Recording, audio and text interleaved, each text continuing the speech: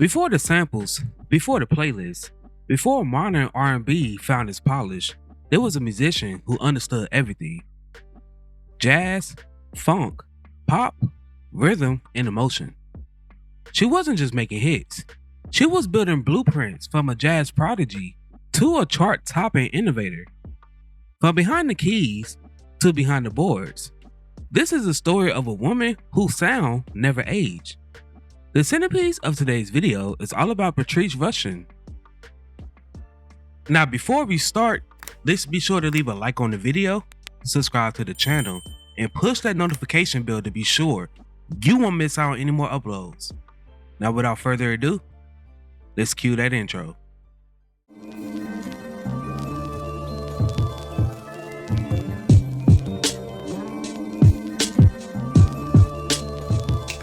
Patrice Rushen was born and raised in Los Angeles, surrounded by music at a level few children has ever experienced. By the age of 3, she was already playing the piano. By her early teens, she was studying classical music, jazz theory, and composition, absorbing structure as naturally as melody. While other kids was learning pop songs, Patrice was studying harmonic complexity, jazz improvisation, and classical discipline. She didn't choose between the genres, she mastered them all. Her talents were so advanced that while she was still in her teens, she was already performing with seasoned jazz musicians and drawing attention for her command of the keyboard. She attended Locke High School and she later earned a degree from the University of Southern California. After winning a jazz competition at the age of 17, that allowed her to participate with her band at the Monterey Jazz Festival, she signed a deal with Prestige Records, and she released 3 albums with them. Prodigy, that was released in 1974, Before the Dawn, that was released in 1975, and Shout It Out, that was released in 1977. She then began recording with Elektra Records in 1978 at the age of 23. Patrice entered the music industry through jazz. The genre taught her freedom and restraint at the same time. In the early 70s, her jazz-focused albums that showcased her advanced piano skills, complex arrangements, and compositional depth. These records wasn't commercial hits, but they did reveal something very important, that Patrice was a musician. Her jazz background gave her a deep understanding of timing, space, and groove skills that would later separate her from other artists when she transitioned into R&B and funk. As the 70s progressed, Patrice began to blend her jazz sophistication with funk rhythms and pop accessibility.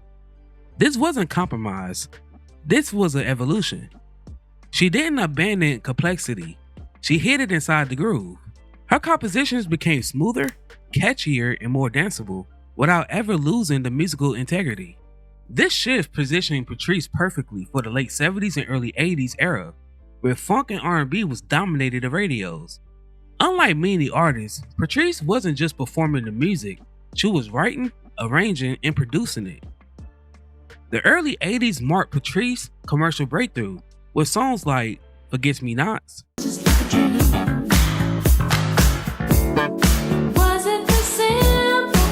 Remind Me,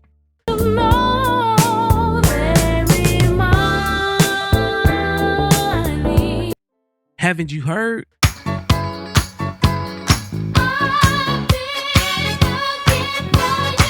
and Feel So Real.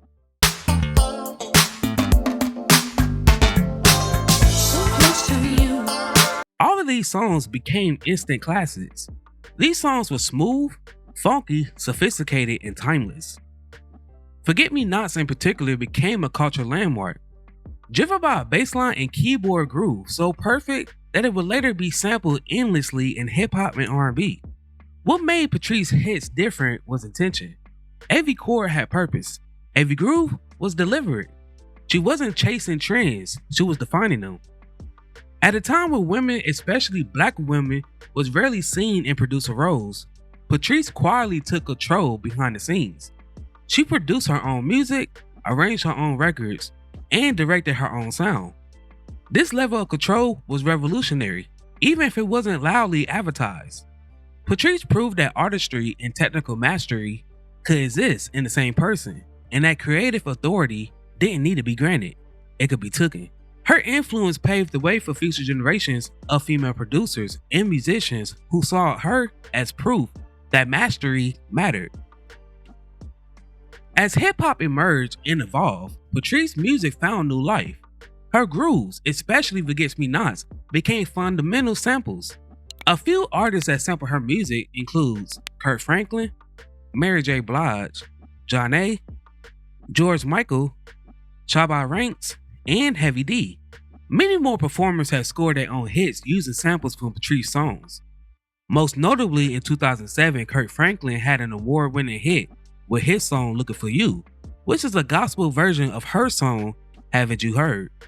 And also, Forget Me Nots is most notably known for being sampled in the smash hit Men in Black, which Will Smith recorded the movie of the same name. A fun fact is that Patrice receives about 30 requests weekly to use her music for samples, especially for rap albums. In addition to her success as a recording artist and music director, she is also an accomplished composer, providing musical scores for Emmy-nominated television shows and movies, including The Killing Yard, Just a Dream, Our America, Fire and Ice, America's Dream, Ruby Bridges, and Cora Unashamed, to mention a few. She also composed the theme song for the hit TV sitcom The Steve Harvey Show. Her songs that was also included into movies such as Waiting to Exhale, Without You I'm Nothing, and Hollywood Shuffle, to mention a few. Her work bridged generations, connecting jazz discipline, funk rhythms, and hip-hop innovation. The fact that her music is sampled so effortlessly speaks to its construction. Throughout her whole career, she has released 14 solo albums. She is considered one of the world's top jazz pianists.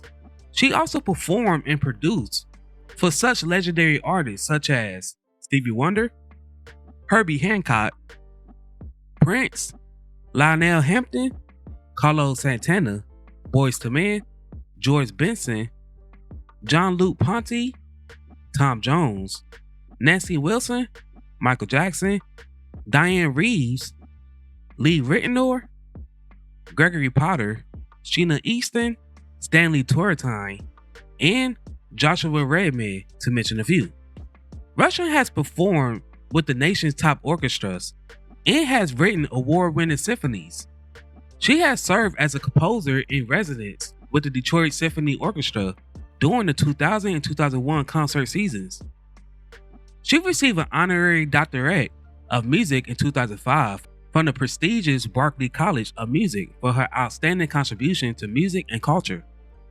Her teaching led to her being named the Ambassador of Artistry in Education from 2013 until 2023, when she served as chair of popular music program at USC's Thornton School of Music. She continues to receive accolades for her composing, playing, and contributions to modern music. And she still like performing, even now.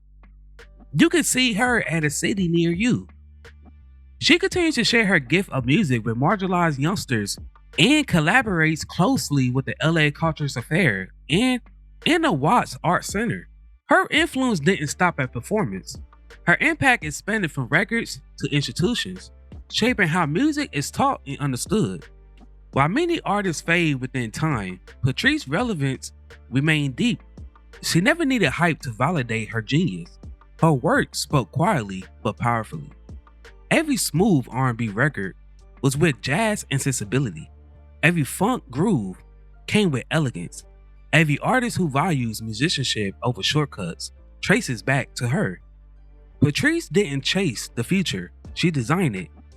And as I always say, I love to give flowers to my legends while they can still smell them. Now before we go, I have a question for you all. What is your favorite song by Patrice Rushen? While I have y'all here, if you would like to support the channel further, then feel free to become a member. By doing so, you help make these videos possible. I thank each and every one of you who supported me along this journey.